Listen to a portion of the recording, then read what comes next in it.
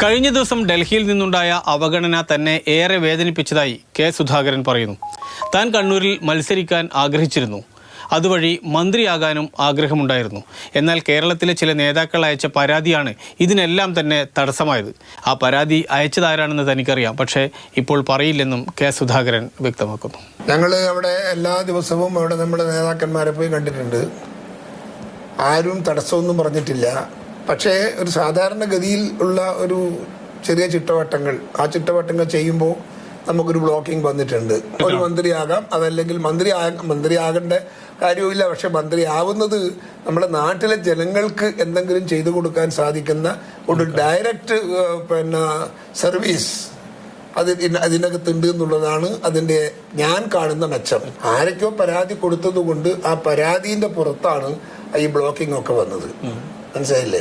അതിന്റെ പിറകിലുള്ള ആളെ എനിക്കറിയാം, പക്ഷെ ഞാനത് പരസ്യമായിട്ടൊന്നും പറയുന്നില്ല എവിടെയും. പാർട്ടി പ്രസിഡന്റ് മല്ലികാർജ്ജുന ഖാർഗെയും രാഹുൽ ഗാന്ധിയും തനിക്ക് അനുകൂലമായ നിലപാടാണ് സ്വീകരിച്ചത്. അതിനു പുറമെ കേരളത്തിൽ നിന്നുള്ള ഒരു മുതിർന്ന നേതാവും തനിക്ക് വേണ്ടി വാദിച്ചു.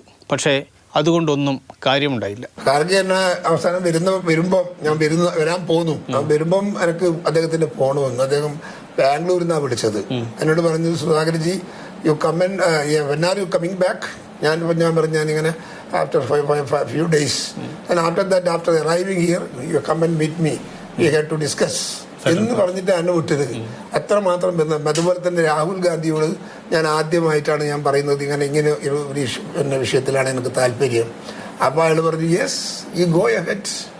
ഒരു തരത്തിലും അതിനെക്കുറിച്ചിട്ട് ഒരു മൈനസ് പോയിന്റ് ഇല്ലാതെ, ഒരു ബ്ലോക്ക് ഇല്ലാതെ അവർ എല്ലാവരും എനിക്ക് സമ്മതം തന്നിട്ടുണ്ട്. ഇത്രയധികം പ്രശ്നങ്ങളുണ്ടായിട്ടും പാർട്ടിക്ക് വിധേയപ്പെട്ടു നിന്ന കെ സുധാകരന്റെ നിലപാടിനെ പിന്തുണച്ച പിണറായി വിജയനോട് ഇഷ്ടം പ്രകടിപ്പിക്കുകയാണ് കെ സുധാകരൻ. നേരിൽ കാണുമ്പോൾ ഇക്കാര്യം ചർച്ച ചെയ്യാമെന്നും തമാശയായി പറയുന്നുണ്ട് കെ സുധാകരൻ. പിണറായി വിജയന്റെ അഭിപ്രായത്തിന് 100% നെഞ്ചിലേറ്റുന്നു. അല്ല, അങ്ങനെയുണ്ടല്ലോ. അത് അദ്ദേഹം പറഞ്ഞതുകൊണ്ട്, പിണറായി വിജയൻ പറഞ്ഞതുകൊണ്ട് അത് ശരിയല്ല എന്ന് പറയുന്നതിൽ അർത്ഥമില്ലല്ലോ. ഒരു യാഥാർത്ഥ്യമാണ് അദ്ദേഹം പറഞ്ഞത്.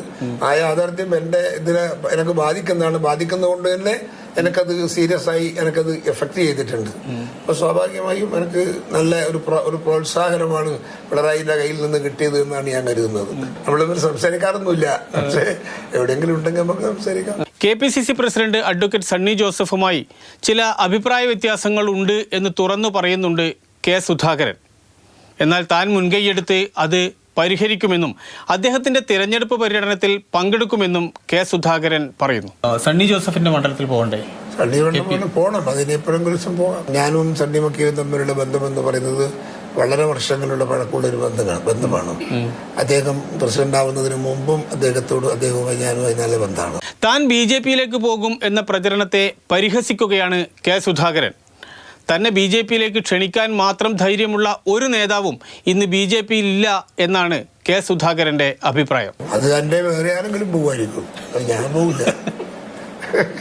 ഞാൻ 9 വയസ്സിൽ ഞാൻ എൻ്റെ പ്രായത്തിലുള്ള ചെറുപ്പക്കാരെ സംഘടിപ്പിച്ചിട്ട് ഞാൻ പ്രകടനം നടത്തിയ ആളാണ്.